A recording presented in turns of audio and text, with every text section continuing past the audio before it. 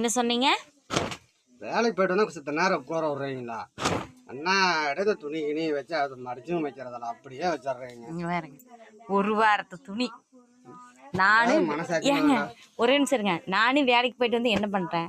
திடீர்னு ஒரு விளம்பரம் வர்றாங்க, என்ன வீட்டுல அப்படி கசகசன்ற இருக்குது, நல்லாவே இருக்குது அப்படின்னு கேட்டாங்க. எனக்கு நம்மளத்தானே அசிங்க.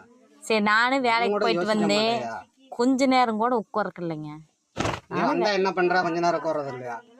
வந்தா சாப்பாடு ஆகுற உட்காந்துக்கிற, எல்லாம் நாயம் படிச்சு உட்காந்துக்கிற. ரீல்ஸ் பண்றேன்லங்க. அதுக்கப்புறம் தானே ஹீல்ஸ் பண்றீங்க. ஹீல்ஸ் இல்ல, ரீல்ஸ்.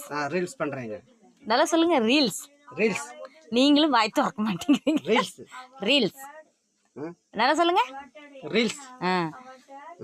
அந்த ரீல்ஸ் பண்ற நேரத்துல வந்து கொஞ்சம் துணியெல்லாம் மடிச்சு வச்சுட்டு அப்புறம் ரீல்ஸ் பண்ண வேண்டியதானே?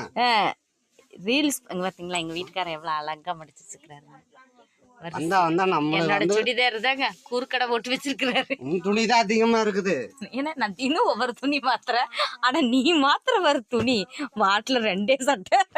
வாரத்துல 2 சட்டையா? 4 பேருக்கு முன்னாடி வேலை செய்யும்போது எனக்கு பாத்தீங்களா? என் சுடிதார் தான் மடிக்கிறாரு.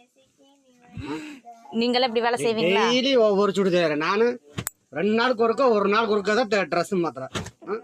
ஒரு நாள் டு ஒரு நாள் ட்ரெஸ் மாத்துறேன். வீட்டுக்காரே பெயிண்ட் எல்லாம் அடிச்சுங்க பாத்தீங்களா? தலையெல்லாம் பெயிண்ட். தலையெல்லாம் பெயிண்ட் தான். காலையில குளிச்சிரு, நாளைக்கு வெள்ளிக்கிழமை இல்ல. குளிச்சுதான் ஆகணும். இன்னும் குளிக்க மாட்டியா?